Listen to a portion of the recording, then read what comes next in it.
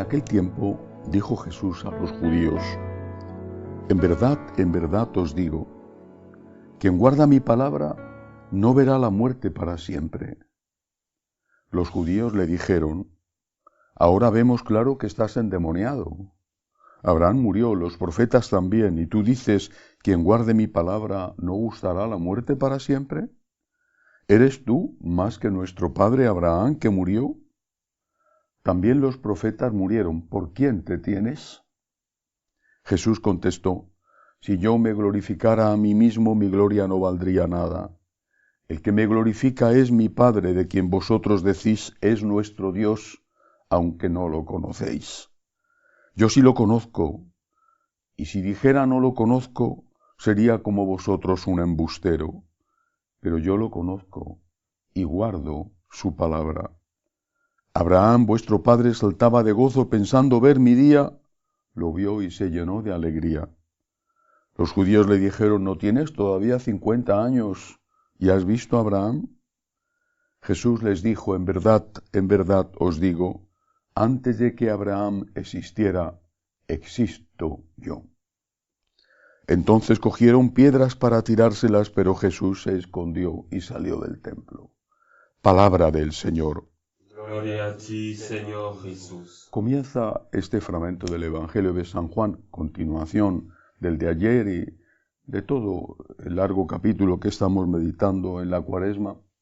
Comienza con una frase parecida pero distinta a la de ayer. Ayer el Señor decía: el que guarda mi palabra conocerá la verdad, y la verdad le hará libre. La verdad. La libertad viene de la verdad, no al revés. La verdad te hace libres. Y hoy decimos: la libertad me hace verdadero. Es decir, tengo libertad para pensar lo que yo quiera, decidir lo que yo quiera, como si no hubiera consecuencias y como si lo que yo digo que es verdad fuera realmente verdad. Pero ayer comentaba que este concepto de guardar, el que guarda mi palabra, implica dos cosas. El que guarda es el que conserva. Estoy guardando una cosa. Pero también el que guarda es el que observa. Conserva y observa. Guardar la palabra significa conservar la palabra y también observar la palabra, cumplir la palabra, vivir según enseña la palabra. Conservar la palabra es lo primero. Mantener la fidelidad a la palabra, no cambiarla, no modificarla, no sustituirla. La palabra de Dios es la luz que nos lleva a la vida eterna. No hay nadie como Jesús. Aunque, vuelvo a repetir lo de ayer, hoy muchos en la iglesia piensen que Jesús está anticuado. Nadie como Jesús, nadie. Por encima de él no hay nombre en el cielo y en la tierra. Me refiero entre las criaturas del cielo o las criaturas de la tierra. Cristo igual al Padre y al Espíritu Santo. Uno con ellos de la única naturaleza divina, segunda persona de la Santísima Trinidad, distinto del Padre y del Hijo en cuanto personas distintas. Por encima de Cristo no hay nadie. Y esto es lo primero que tienen que confesar todos los católicos, y deberían de confesarlo también todos los cristianos. Ningún filósofo como Jesús, ningún psicólogo como Jesús, ningún sociólogo como Jesús, y por supuestísimo, ningún político como Jesús.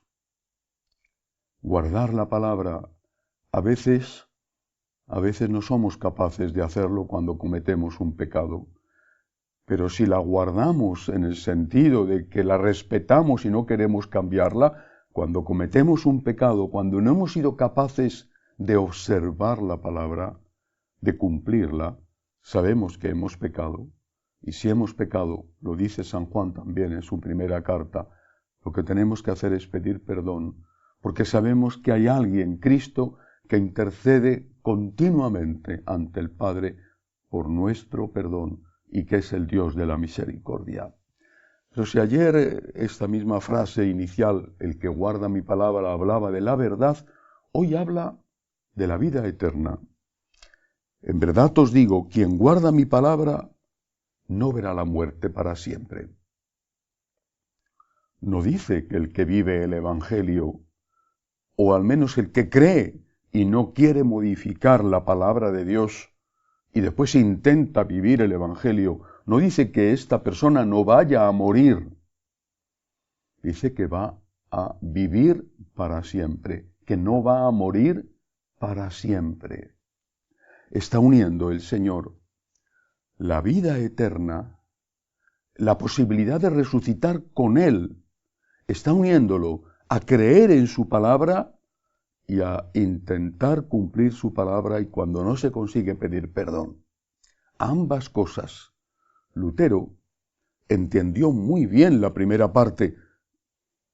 Lo basó en un texto de la carta a los romanos que extrapoló del resto de la carta y del resto de las cartas de Pablo y del resto del Evangelio. Se equivocó y por eso es un hereje.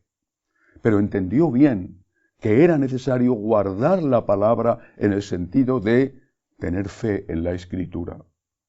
Que la Escritura fuera nuestra luz. No entendió que además era necesario cumplir la palabra, es decir, que era necesario aquello que el apóstol Santiago, el obispo de Jerusalén, escribe en su carta. Son tus obras las que demuestran tu fe, y una fe sin obras es una fe muerta. Y esta es la postura católica, esta. Tienes que guardar la palabra en el sentido de que tienes que conservarla, defenderla incluso, con tu propia vida si hace falta. Y hoy tienes que defenderla de los enemigos que están dentro de la Iglesia como lobos vestidos con piel de oveja que hacen tanto daño a los fieles que no tienen formación. Guardar la palabra e intentar cumplirla. Y cuando no lo consigues, pide perdón. No te engañes diciendo, esto no está mal, no pasa nada. No te engañes diciendo que como Dios es misericordioso puedes hacer lo que quieras. No vuelvas contra Dios, la misericordia de Dios. No aproveches la misericordia de Dios para hacer daño a tus hermanos y para hacerte daño a ti mismo. El Evangelio de hoy termina con una afirmación clarísima del concepto que Jesús tenía de sí mismo. Él es Dios y lo sabe. Sabe que es Dios. Su último juicio en el Sanedrín, allí en casa de Caifás, va a ser tan evidente que le van a condenar por eso. Le van a condenar por blasfemo, según la ley judía, porque él se proclamaba Dios. En el Evangelio de hoy dice claramente, en verdad os digo, antes de que Abraham existiera, soy yo. Antes había dicho que conocía al Padre. Lo conoce, claro, porque es la segunda persona de la Santísima Trinidad y porque Él comparte con el Padre y con el Espíritu Santo la única naturaleza divina. Pero Jesucristo lo dice claramente hoy. Es Dios, sabe que es Dios y por lo tanto sabe que sus palabras no pueden pasar porque son palabra de Dios. Honremos, adoremos a Jesucristo como Dios. No hagamos que su mensaje sea algo simplemente humano, que esté sujeto a lo que hoy llaman la nueva revelación que está por encima de las anteriores y que es la opinión pública. No sé si son conscientes los que dicen esto de la blasfemia que están pronunciando y de la tontería que dicen, porque una nueva revelación que viene de lo que opine la gente es una revelación tan cambiante como lo que opina la gente, que a su vez cambia de opinión en función de cómo manipulan esa opinión a través de los medios de comunicación. Cristo es Dios. Ante Él arrodillamos nuestra alma y nuestro cuerpo. Solo Cristo, con el Padre y el Espíritu Santo, es Dios. sus palabras no pasarán. Si guardamos sus palabras, tendremos vida eterna. Que así sea.